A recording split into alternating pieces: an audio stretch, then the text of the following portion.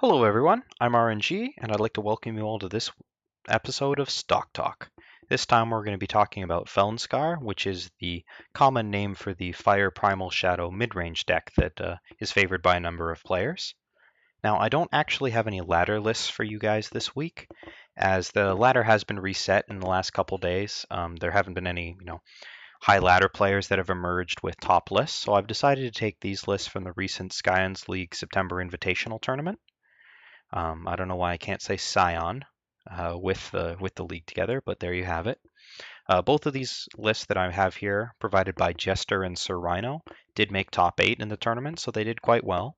And while they've been tuned a little bit for the tournament, most of the stuff that comes into play regarding ladder is removal suite is tuned a bit depending on what they're expecting to face, and the sideboard really comes into play. But since we're not looking at the sideboard here, and the main deck hasn't really changed all that much, I think it's reasonable for going into a new metagame to take these decks here, as both of them are quite solid in their own right. So looking first at Jester's list here, we have the core of Felnscar, which is based around the cards Champion of Chaos, Midnight Gale, Statuary Maiden, Champion of Cunning, and Scouting Party. Champion of Cunning and Scouting Party is a very powerful combination that has been deeply explored in other decks and articles and videos and things, including most recently in Party Hour. And in order to support that Champion of Cunning core, you see the usual Feln Stranger and Vara's Favor making their appearance here. The other champion, Champion of Chaos, has been showcased in a number of Stonescar lists. However, here it plays a little differently. Felnscar is not really looking to turn on the fire portion of the champion. Rather, they're just looking for the 4/4 deadly threat for 3 that it represents, as even then it is above the curve. So rather than being a domineering, very difficult to block threat, Champion of Chaos is simply an above the curve deadly minion for the Felnscar and should be played as such. It's less vulnerable to silence since it's not as high above the curve, and you, as with Stonescar lists, have a lot of other things that are worried about silence.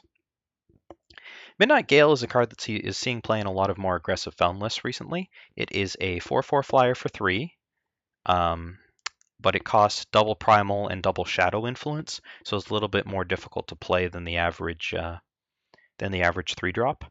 However, Feln Stranger really helps out with that, as just a single Primal and Shadow are all that's necessary, and combined with Feln Stranger in order to curve easily into Midnight Gale. If you hit your opponent, its Infiltrate effect gives it lifesteal, which allows subsequent hits to keep buffing up your life total, allowing you to race more effectively. The other core card is Statuary Maiden, a card that turns all of your removal spells and then your opponent's units into cudgels, which is a very powerful effect. Grants you card advantage for trading 1-for-1 with your opponent, and is a card that's been powerful enough to be the build around for many a Stonescar list. The interesting card at the top end of the curve that hasn't been seeing as much play is Black Sky Harbinger, which is actually a relatively new addition to the Felnscar lists. Black Sky Harbinger received a buff 2 patches ago of a single point of health, making it a 3/5. But it's proved itself a very effective way in order to deal with opposing scouting parties. Aside from the Harbinger, this deck has no mass removal, no plagues, no lightning storms. So having that top end unit in order to slam down on curve after a scouting party and take out your opponents is something that's helped out with a lot of Felnscar players in the later stages of the game. At the lower end of the deck, we have some interesting cards. Obviously, there's the 4-Seek Power, as this is an incredibly power-hungry 3-color deck, and the 4 Torches that are the mainstay of essentially any fire deck. You have, for the removal suite, 2 Annihilates, the Vara's Favors, the Torches, a single Permafrost, and 2 Deathstrikes up at the top. This is a little bit of an interesting list, and I think here is really where Jester's list shows that it was tuned towards a tournament metagame. The Permafrost would be less effective in a metagame expecting a number of Combre decks with their silences and endurance units, whereas the Annihilates would be more effective. The other interesting cards that he's got in there are Sabotage and Argent Board Instigator.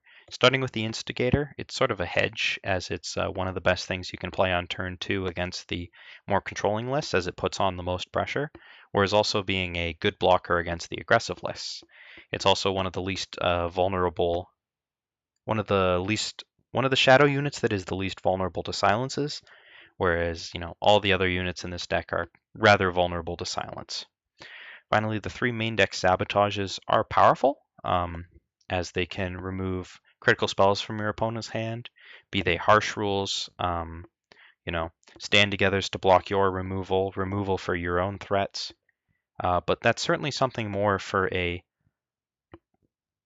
slower tournament metagame, rather, I think, than a general ladder list. Personally, I've always found discard spells quite difficult to use effectively. The effective use of Sabotage is something that both deserves and I believe has received its own article discussing it specifically.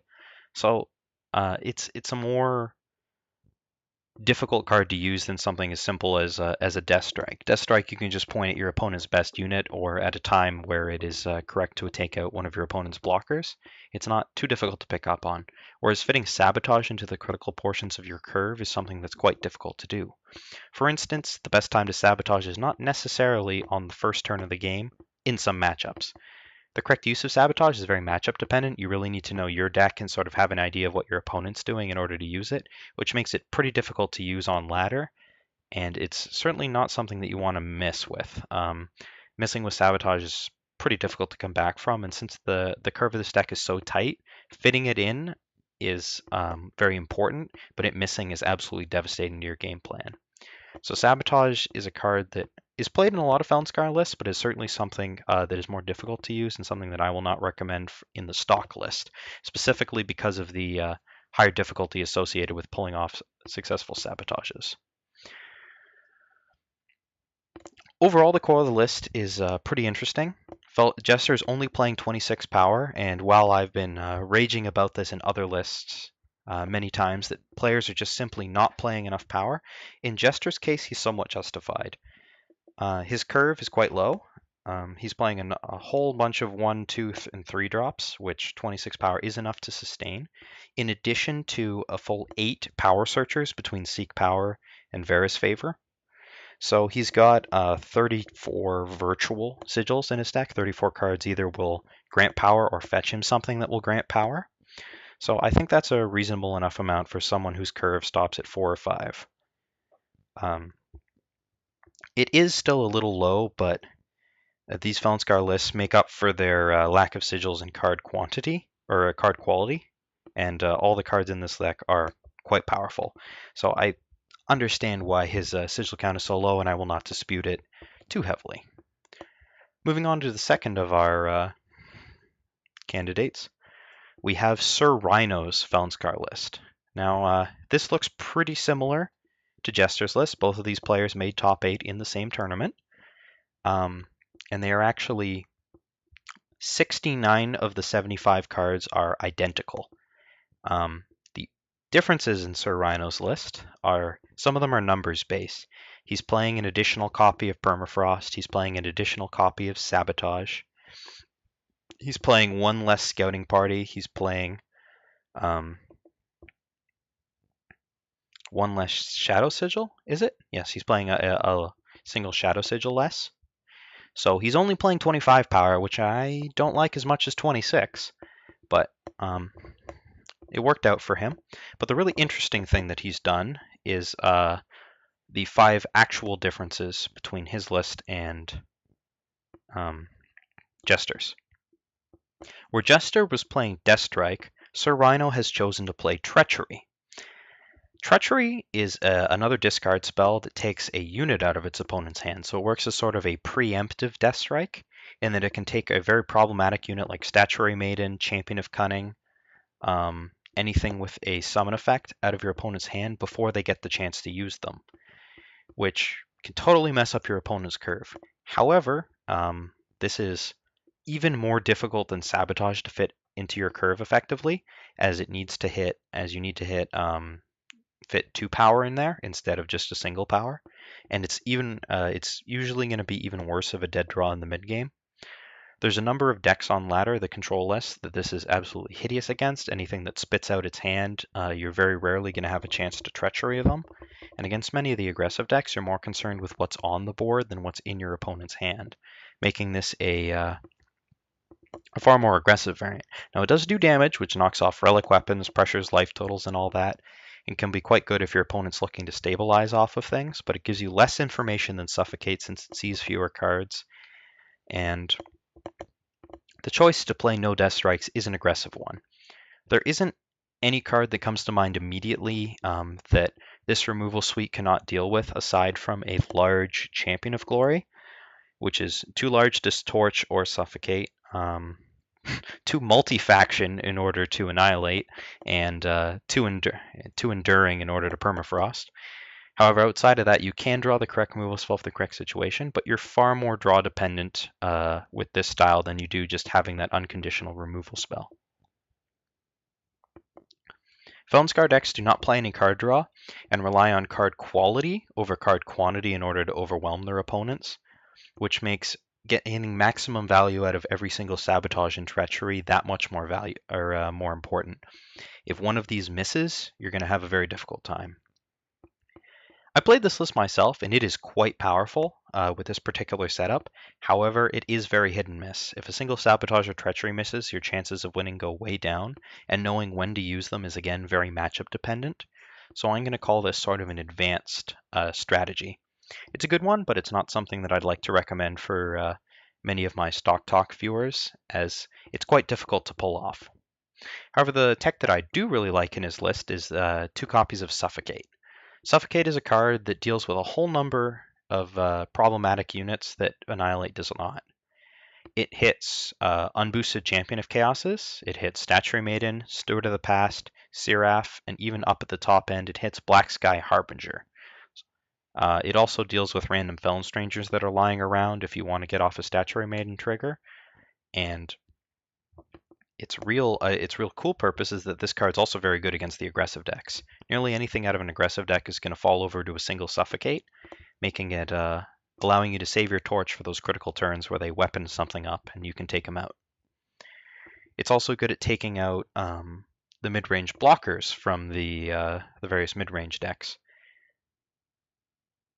Feln Bloodcaster and Combray Healer are 2/5s that are seeing a whole lot of play in these mid-rangey control lists right now. And Suffocate deals with all of these and allows you to put your pressure on the opponent despite or for a very cheap amount of value while holding onto your permafrosts. That's pretty important in this deck, as this, especially Rhino's variant, is a far more aggressive copy of the mid-range list than other mid-range decks that I've shown you.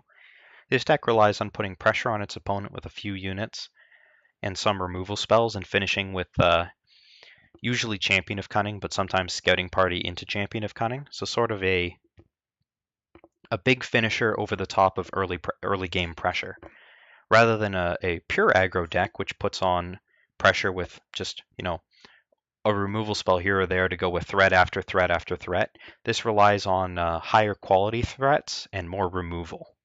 So it lands a couple of cards and then sends them out there. However, that does run into trouble against a couple of control lists where you can draw some threat light hands that don't match up particularly well against them. You also need to rely on your removal suite lining up with your opponent, something that control players will tell you is very difficult to do if you don't have unconditional removal spells. Excuse me. The other interesting part about this deck is that it's playing 16 depleted or potentially depleted sigils. It's playing 8 banners, 8 seats. Now, all of these seats and banners are shadow based. The important breakpoints for the deck are you need a single fire influence, and you're not usually looking for more than that. Champion of Chaos very, very rarely turns on, and you're never going to seek power for your second fire influence. It's just not what you want to be doing. You need 2 Primal influence for Midnight Gale and Scouting Party. Then you want to be racing up to 5 Shadow influence as quickly as possible in order to enable Champion of Cunning. It takes a little longer in this deck than the Feln decks to get Champion of Cunning all the way online, but even just as a 5/5 charge that gives your other guys charge, it's pretty good.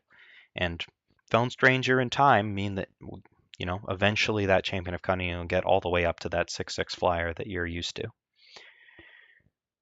Once you've got those 5 Shadow Sigils, you're not looking for any fire whatsoever. You're just looking to get those 5 Primal Sigils to, again, get that Champion of Cunning up to maximum parity. Now, with Felnscar, you don't want decks to go, or games to go long enough in order to get Champion of Cunning all the way up and running. You'd much rather end the game once you get up to those 5 Shadow Sigils, which is why you're racing for the charge rather than the flying. Although, if you are in a board stall matchup that does not involve Darude, it may be correct to go for the Primal Sigils, but that is definitely board in hand determined rather than something that you usually do. It is usually incorrect to go for Primal over Shadow. So with those two ladder lists discussed, let's take a look at the overlap here. And a little bit of a different thing from a number of my other stock lists, I'm not taking the overlap directly. There is the 3 Sabotages in there, which I don't think are correct for ladder at the moment, especially into an unknown metagame. If you know they were going to hit more or you knew what you wanted them to do, I think they'd be better choices, but for the moment, I've decided not to include them in my stock list. Also, the overlap only includes 25 powers, and you know me, I'm going to suggest that you go up 1 to the full 26. So I've put back in the Shadow Sigil from Jester's list, and I've tweaked the removal suite a bit.